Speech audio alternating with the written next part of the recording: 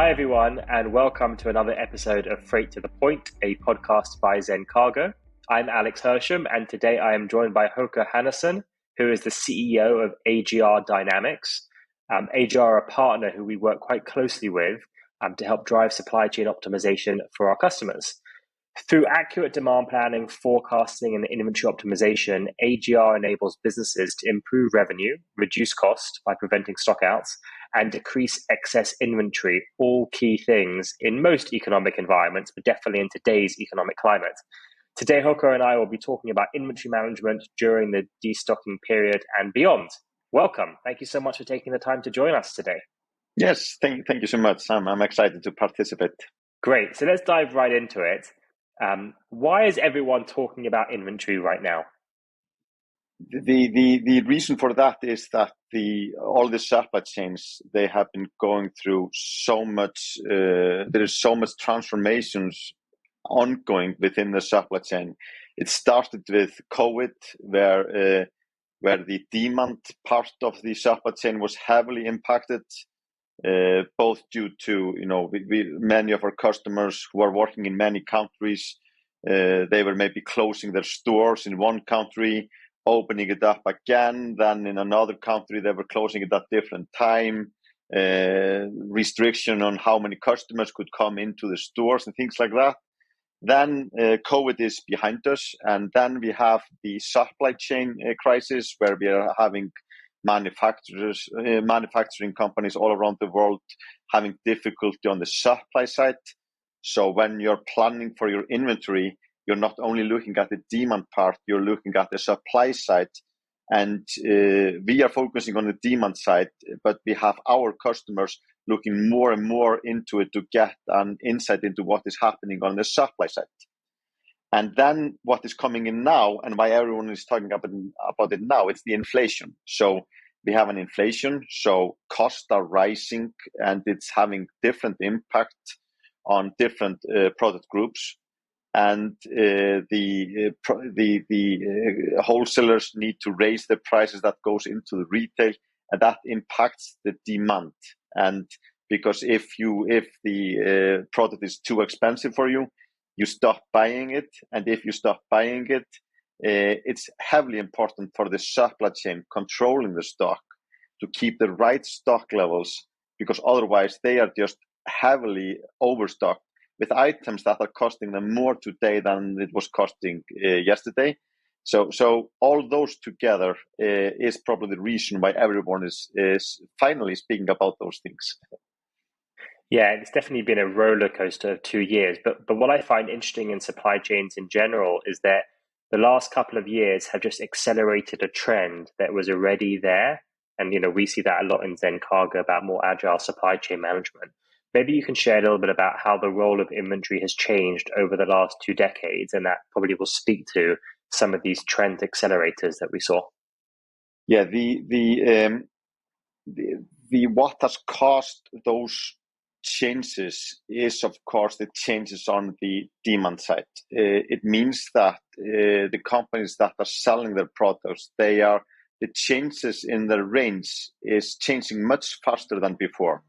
So instead of changing your range, maybe the product stays there for 5 years, 10 years. It's only staying for a few years or few months even. And if you have the product only staying in your range for a few months, it's a key to have the supply chain as a whole agile, because otherwise you're just stuck with all that stock in the supply chain. Some of it is in the store, but it's also on the way from the manufacturing company to the warehouse, and from the warehouse to the store.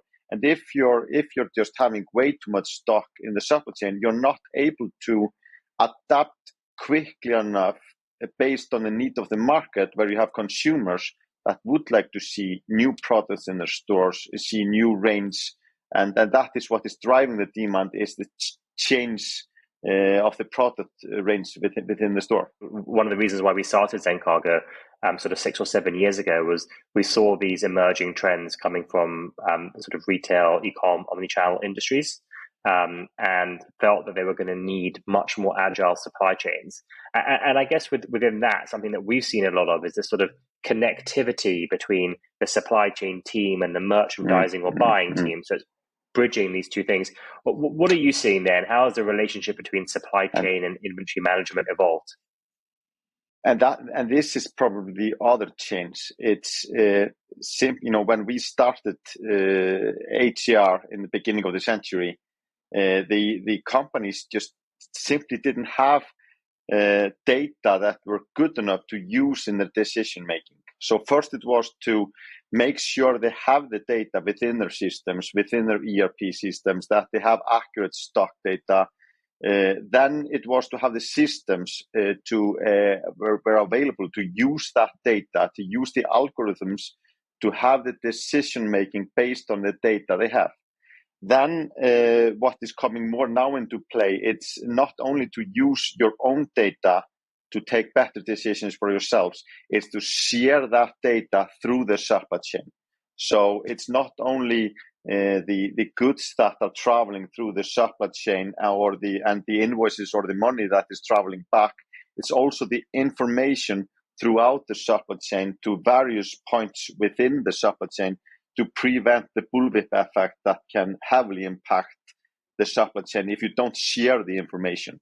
And what we are seeing with our customers, both the customers themselves, which are in our case retailers and wholesalers, where they are coming with their data and pushing it to the distributors or the manufacturers and asking them to use their data. It's also coming from the other end, where the distributors are requesting those wholesalers or retailers to give them data so they can plan their side of the supply chain in a much better way. Because if you, it started with, like I said, to be able to use your own data, but now it's about sharing that data between various parties within the supply chain. And this is what I see. This is probably one of the reasons for the partnership between Zencargo and AGR from our side, is that in the past we were mainly or only looking at the demand side, and then what is heavily impacting their decisions is what is happening on the supply chain, on the supply side. And we need data from there, which is not within our system and not something that we are doing. But we still need access to that data somehow to allow our merchandiser or buyers to take their decisions about how much to order and when to order the stock. And this is coming much more into play now. And for example, I remember one recent example of a wholesaler of ours in ordering a lot of stock from their warehouse from their partner in China. And then during the COVID period, their supplier closed their operation and they needed to go into a different suppliers with lesser lead time. And they started to buy from them. And then suddenly, a year later, the stock arrived from China and they were heavily overstocked. So they need the overview what is happening everywhere in the supply chain, not only on the demand side, but also on the supply side, where you need to use the data there and share it between the parties there. Yeah, that's so interesting. I mean, that real life example of the buyers or the merchandisers just needing the data of what's happening when it comes to inventory flows to help them think about what they need to order, help them think about where they need to work with the supply chain team to maybe accelerate some inventory or even reroute inventory. Again, that's so core to why Zencargo started and the power that we think can be unlocked and unleashed through the supply chain. But I really love that insight there as well about not just better internal collaboration, because 5 years ago or even 3 years ago, it was very difficult to do some internal collaboration because you didn't have this inventory visibility. But I love that point about sort of multi-stage supply chain collaboration and sharing it with the manufacturers and allowing them to think about their supply chain, their ordering cycles earlier, and to have more collaboration and dynamism, and as a result, probably strength and resilience through the supply chain. That's super interesting and not a trend that I'd thought about much. So thanks for sharing. So building on this, the role of the supply chain team in the past has been keep costs down and make sure inventory flows. Like if I had to create a mission statement, that's what I would sort of say the mission statement of the 2000s was, or even sort of the first part of the 2010s were in terms of the mission statement for the supply chain function. Obviously, that has completely changed, and most people have realized that has changed. And so we're seeing a real change in how supply chain management functions want to operate, how they want to collaborate, how they want to create visibility. But from your perspective, beyond simply guaranteeing supply, how should supply chain support this broader context of inventory management? So the one is about the financial part, like you're coming into, not to be overstocked, and the huge financial impact that is on those companies. It's also about having the available stock, like you mentioned. But what I'm seeing coming more into play now is also to use the time of the people that are controlling the supply chain more effectively, not to have a waste of their time. They should be using the data and systems to take decisions for them, and then also highlight where you want to have a person that knows the supply chain to come to the system and take, where you want to have a person to take some of the decisions. And then what I'm seeing more and more coming into play is the environmental aspect of it. Because if you're not controlling your supply chain in the right way, it's having huge impact on the environmental part. And that can be on for many reasons. For example, we see that some of our customers, they are using it due to not controlling their stock in the right way. So they don't realize they're having issues with stockouts. They don't realize the stock is out until it's just screaming at them in the shelf, or a customer is screaming at them. And instead of getting the stock transported with ship, they are taking it with airplanes, which is having much more impact on the environment. The transportation method that you use to deliver the stock to the warehouse. And then the second part is that if you're having the wrong stock in the warehouse or in the store, the waste goes through the roof. And of course, it's obvious for the companies. And the companies with best before dates in food and things like that, they have been focusing on that for years. But it's also due to the fact that the ranges that we were discussing here in the beginning, if the product range is constantly changing and you're overstocked, or even not having the stock yet because you don't have the overview of what is happening in the supply chain, you need to throw away your stock. And that is having a huge impact on the environmental part. And I'm seeing some companies starting to focus more on the supply chain just due to pressure from their shareholders or from the boards to do something about that part. And this goes hand in hand if you are focusing on the financial part. And we at HCR, we say that we are focusing on minimizing waste in the supply chain. And it's both waste in terms of the environment, but it's also the financial waste and the waste of time for the users that are using our system for the decision making on when to order and how much to order, and what is coming more into play, which is usually done outside of our system, how to expedite the orders if you need it before than was expected. Yeah, and that's where we come in, whether it's expediting an order or the reverse, actually slowing down an order, which can be more environmentally efficient, and consolidating it, or rerouting a purchase order. You ordered 100 t-shirts for the UK, actually that inventory would be better used in the US. And this is where I love how we in AGR and Zencargo can work on the partnership side, because your sort of analogy there of let's reduce waste across waste in spend, waste in time, waste in environmental emissions, which all ties back to sort of the right inventory at the right price at the right location, is key. And I think that comes down to better demand planning, better demand forecasting, better understanding of what's happened in the past when you've raised orders and the lead times, and then more agile inventory management. And when you connect those things together, I really think special things happen. And again, it seems like we started our business with a sort of a similar raison d'etre. And you're able to do that now because you're doing it. The data you have is on such a granular level. You're doing the demand or the forecasting part on the lowest level. You're trying to figure out what each store for each item, what is the need for that in coming days, weeks, and months. And then you're aggregating that up to the level where you can have impact on the supply chain, which is outside of our system.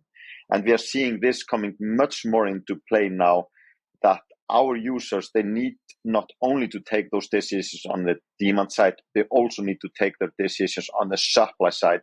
And those two sides, they need to interact with each other. So it's both for the, when you're taking decisions to expedite orders, you need to know the demand. You need to know the expected demand in coming days, weeks, and months. Oh yeah, the amount of times that in supply chain we hear things like, the merch team asked us if we could speed up the ship, or the merch team asked us, hey, can you expedite this order by air freight? And then it sat in a warehouse for weeks.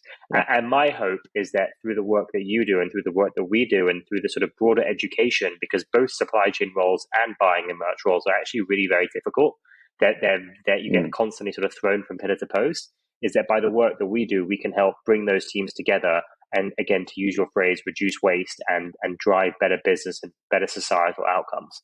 But let's talk for a minute then, in the last couple of minutes, around AGR specifically, and around this sort of concept of modern inventory management. So how does what AGR Dynamics do reflect your vision for how businesses should be approaching inventory management and everything that you shared on this call so far? Yeah, the vision that we have is to use the data effectively, all the data you have, both internal data and external data, and have advanced algorithms using methods to use that data to take better decisions for you on what is the expected demand, when to order, and how much to order each time. And what drives me is to use that unused source to minimize waste in the supply chain.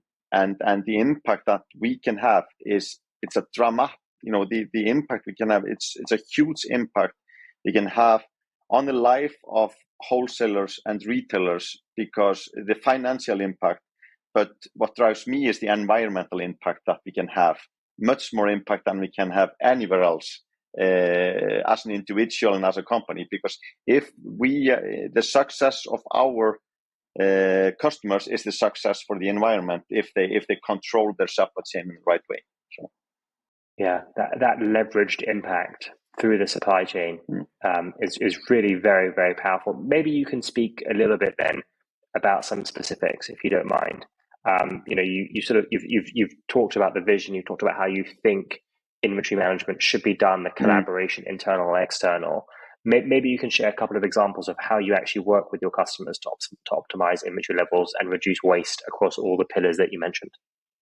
So when we, the companies that we are dealing with is all from relatively small wholesalers up to retailers in multiple countries with hundreds of stores. Usually when we join them, they usually have either a very customized functionality done in their ERP system, or most of them have some homemade Excel sheets to trying to figure out what the demand is and when to order and how much to order.